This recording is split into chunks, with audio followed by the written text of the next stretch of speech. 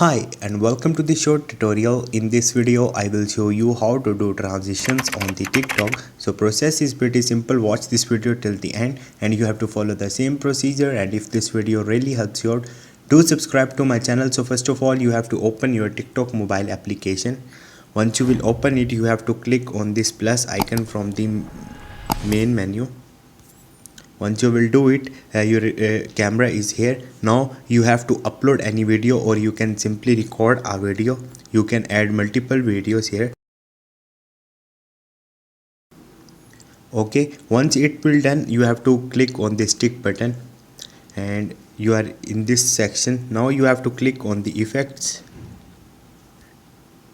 In the effects you will see a transitions option right here, so you have to click on it and different transitions will appear here. Select any transition according to your choice. For the startup I select this, and after that you can add different videos and add multiple transition in your video. So this is the way you can do transitions on the TikTok. Hope this video will helpful for you. If you have any question, you can ask me in the comment section, and don't forget to subscribe my channel. Thank you.